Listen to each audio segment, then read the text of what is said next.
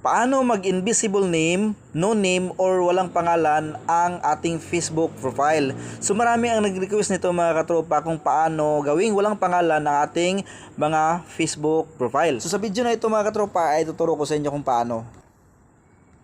So una mga katropa, open lang natin ang ating Facebook application. Tapos makikita natin itong 3 lines mga katropa, click lang natin. At scroll down, hanapin lang ang settings and privacy. Tapos i-click itong settings. Tapos i-click itong Meta Account Center. At i-click natin ang ating Facebook profile. Tapos profile again. At i-click itong name.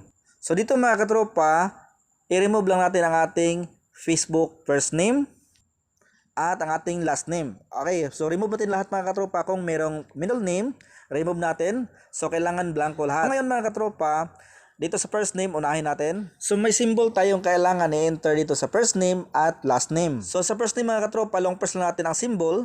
Okay? So makikita natin itong symbol mga katropa. Dito naman sa last name, long press natin at i-click itong paste.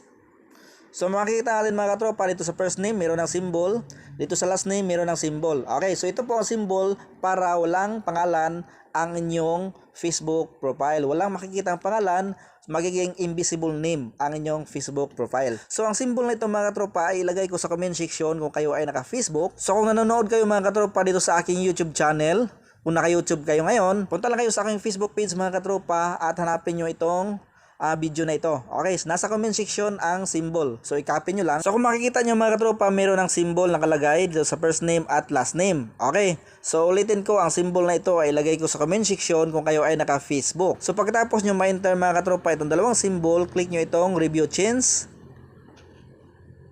At may nakalagay dito, preview your new name. Okay, so ngayon, click itong save change or save changes.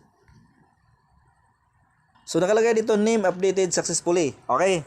So ngayon mga katropa, back natin. Punta tayo sa ating Facebook profile. So kung makikita nyo mga katropa na wala na ang ating previous name. Okay, so napalitan na ito ng mga symbol. Okay, so ito na ang ating current name ngayon. So makikita pa rin natin mga katropa ang symbol. So hindi siya naging invisible name. Pero kapag pumunta tayo dito sa Facebook Lite, kapag Facebook Lite ang gamit natin, okay? So tingnan natin sa ating Facebook profile. Ayan mga katropa, walang nakalagay na kahit ano. Walang symbol, walang pangalan. So invisible name talaga kapag Facebook Lite ang gamitin natin. Okay? So dito sa Facebook Lite mga katropa, walang pangalan na makikita. So invisible name talaga. Okay? So sana mga katropa ay nakatulong sa inyo sa mga nag-request kung paano mag-invisible name or blank name.